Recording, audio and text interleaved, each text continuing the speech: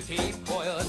Now something's telling me that you're avoiding me. Come on now, darling, you got something I need. 'Cause I got a brand new combine harvester and I'll give you the key. Come on now, let's get together in perfect harmony. I got 20 acres and you've got 43. Hey everybody, this is Minion Soldier and this is the Piracy Show. Now, some of this information in the video may indeed turn out to be incorrect because this episode, by now you know, is pre-recorded, and I am waiting until later today when we're going to see RTV to find out a little bit more about this ship.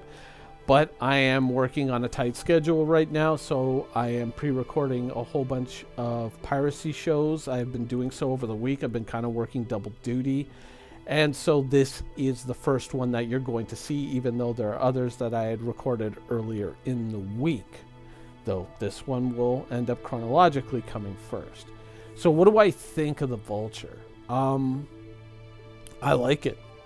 I really dig it. A one-man salvage ship that kind of has a little hatch in the back where you can, stash the components away that you may pull off of a ship.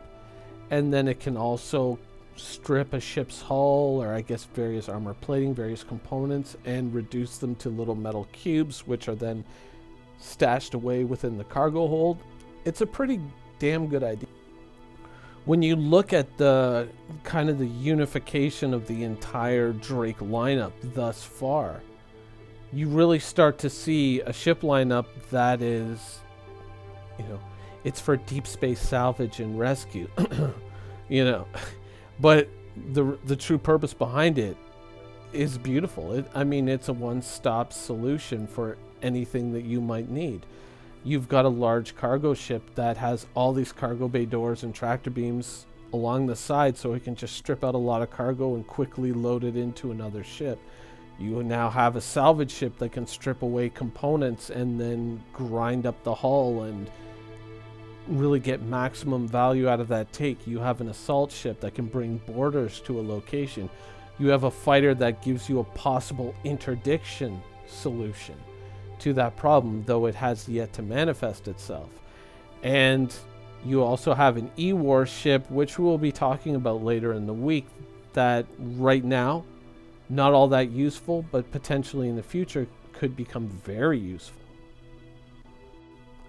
Now, the truth is, of course, is that you can pirate with any ship in the game, but the fact that this is a salvage ship, but it's such a small ship, means more than likely it can travel through any jump gate, warp gate, whatever they end up calling it within the universe, giving a lot more freedom of movement than a much larger ship like the Reclaimer. And that is indeed something that I have thought of seriously since seeing this ship. And because I do have a little bit of fluid room within my hangar, I'm actually thinking about this. I'm not going to buy like a new money war bond version, but so far I've heard a possible price of 140. I have not confirmed that yet, but this could be an interesting solution when you have to go small scale and stay more mobile. This is a pretty damn good ship for that.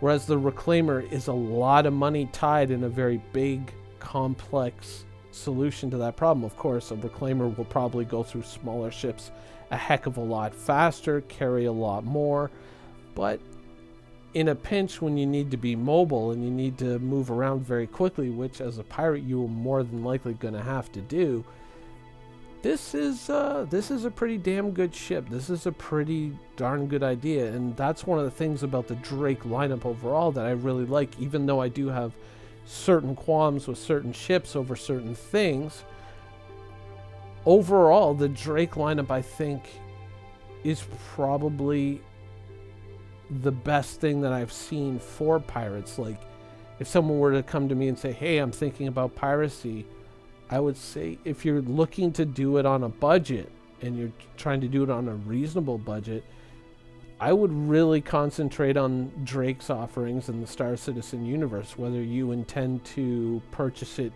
outright now or if you intend to purchase it in game. I would look at Drake because there's almost this sense of, because it's viewed as the pirate line, and there's this certain utilitarian nature to Drake's ships. It's bare bones. This is what you need to get the job done. Here it is. We strapped a couple of engines and a shield to it and some guns. There you go. And generally that is what gets the job done in terms of an industrial ship with a bit of a dark side to it. But even pirate stuff set aside, it's a one-man salvage ship. It's designed to be operated by one person, and it does the job. It's no frills. It does the job. I like it. When is it going to be built? When is it going to be finished? Couldn't tell you. Have no idea. The fact that we haven't seen any kind of motion animations of it to the level that we saw the Hammerhead tells me that this is not something that they're currently working on and they've been hiding from us.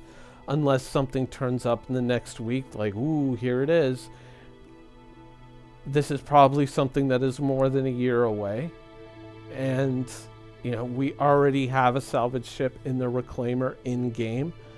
I can see the desire to try and get something like this in there fairly quickly, but the necessity is not there. So it is probably more than a year away from realization, but I like it. I really do like it, and it may find its way into my hangar using up some of the spare room that I have. When I last year I did almost a full liquidation and reorganization of my hangar, getting rid of anything that I deemed unnecessary or superfluous, and there's still some room left to be used up in terms of ships that have been since melted, so this could very well find its way into my hangar. Now I am going to, raise one point of concern around this ship. One thing about it that when I heard that I kind of went, that's probably not a great idea. The idea that you have to EVA out of the ship to cut certain components off a ship and then store them away, in the rear end of your ship. I was not a big fan of that. I think maybe some type of laser cutter and a tractor beam to handle that sort of duty would probably be a better idea. Some changes to the cab, maybe to make it so that you can kind of tractor beam something around to the rear and have a window at the rear of the cab where you can then drop it into a basket that kind of lowers it into that little, rear storage area would probably be a better idea. Just because when you're EVAing out of your ship, you no longer have access to your ship sensor, so someone could be sneaking up on you while you're out there operating this ship all alone. It could very well be a very bad idea. It could be, but then again, I mean, I guess if you're out there on your own, you're kind of accepting that level of danger, so I think that this would probably be something when used as part of a team or part of a raid or part of a group would be a better idea. But overall, I dig it. I like the idea. I like where it's going. And that, that one thing about the ship is not a make or break thing. It's just, I would call that a question mark, if that's a good idea. But overall, I dig it. I really like this ship. Now, of course, you're probably going to get a lot of people who are going to sit there and say, oh my God, stop selling new ships.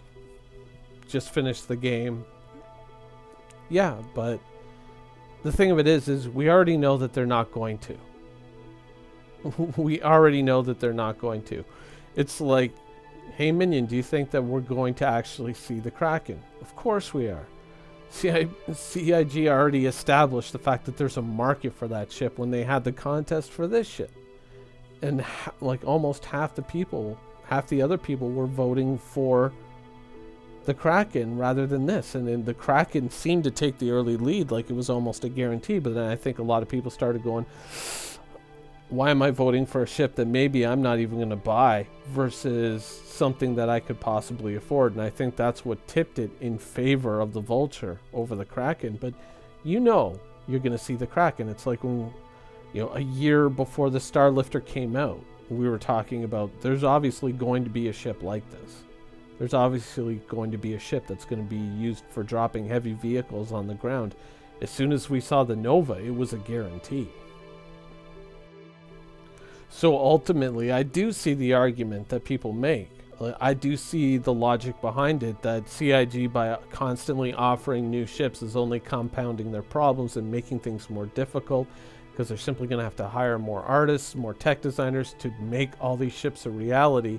And the truth is that ships are still trickling out of the development pipeline. We're not getting ships all that quickly, and the ships that we are getting generally do have a lot of problems in them.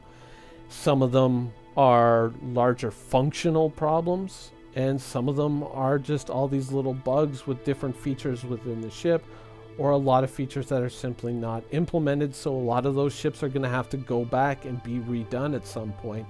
So CIG is only compounding the problems. I totally see that argument, and I agree with it.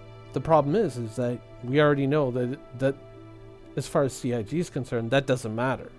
That's just more business down the road, and if they can sell ships and make money, they're going to do it. And so here's the latest one, the Vulture, and I do like it. From a pirate point of view, I do really like it. As an early entry-level salvage ship, I like it as well. I think it's a pretty damn cool ship. I don't have detailed stats on it as of the recording of this video, but I'm sure it's not going to disappoint. And after all, it is a Drake ship, and it does have a heck of a lot of visibility, which is a welcome breath of fresh air. And something that I've been noticing more and more is the emphasis of CIG on the latest concept ships, which is very welcome to see. Anyways, that's the show for today. I hope you guys enjoyed it, and thanks for watching.